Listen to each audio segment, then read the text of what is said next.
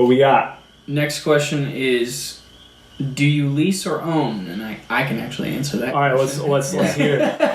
Us three, we don't do any of them. Yeah. But We're just along for the ride. But Greg, he does both. So he owns some of the farms that we are working on, and he leases some of the farms that we're working on. So what would you say, like, pros and cons, disadvantages and advantages to either or? You know what I mean?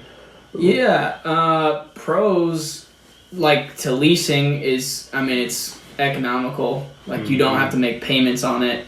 If something, you don't like, pay taxes. Yeah, like, you don't have to pay property taxes, anything like that. If something goes wrong, it's not, like, your property, you know? Like, and not, like, saying, like, don't mess it up, but, like, if something happens that's out of your control, it's not your land, you know?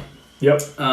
Tornado comes through and just wrecks the whole thing. Yeah, I mean, it's not your piece of property, but yeah. I'd say cons, it's not yours. Yeah. And, like, you gotta listen to the landowner. You gotta do what they want. You gotta make them happy. You got to, like, please them and try and make sure that they're, you know, you're keeping them satisfied while also trying to do what you're trying to do. As far as owning land, the pros are, I mean, it's yours, so you don't, like, owe anybody anything or for it. I mean, unless you took up. I mean, that's a con too. You know, you gotta make payments and stuff if you don't own it. Pro would be, you know, you can do what you want. Yeah, you can manage it the way you want, any way you want. Cut any tree down, plant anything. Yeah, put anything anywhere you want. You can put a pond here or there. That's a big you know, thing. like.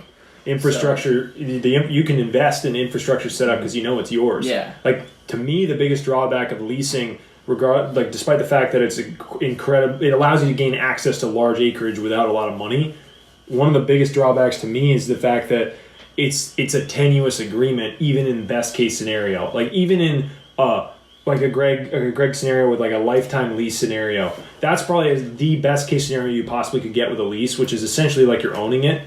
But at the same time, given a once in a gazillion chance that landowner, something crazy happens and they need to sell the farm for family reasons or personal reasons, or they go into hard times or whatever, that's their right to do that. And so regardless, you could have the rug ripped out from underneath you, you know, in theory, at a moment's notice. And there have been people that we know this year that's happened to their leases and stuff like that. And it's like, man, if you put so much time and effort into, you know, and money into repairing a piece of land, and it's key to the amount of cattle that you can run or livestock you can run, and there's always that, like, outside chance that it might get ripped out from underneath you. But at the end of the day, though, like, it's a lot better to actually have access to the land than to just not have it at all. And so, because maybe you can find another piece of land. I mean, there's definitely huge advantages to leasing, but there's also some serious risks involved with leasing as well. It's just it's that balance, you know, and just understanding the whole deal for sure. And I think for, like, you know, guys like us, you know, we're just getting started. So, I mean, like, it just depends on the scenario. You know, we don't have the resources to be able to buy land. So it's not even like a... Yeah, it's at this point it's not, but it's like it's just something to think about. Oh yeah, you know what I mean? In the future, because who knows what the future holds and what you end up in control over, or it's a great way to get started. Get your feet underneath you, get your you know, your capital up to where then maybe because I think the ultimate goal is to own the land because then it's yours. You know, you have control over it for the rest of your life. And it's a good investment for the most part. Yeah. Like, as Greg says, they're not making any more of it. Nope. So. It's only going up. Yeah.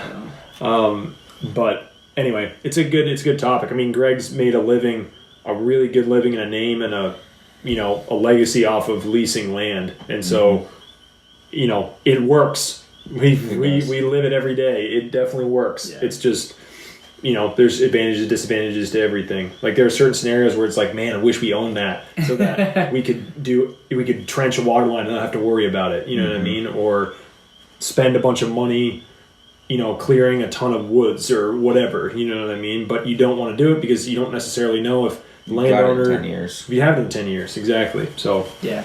Good discussion.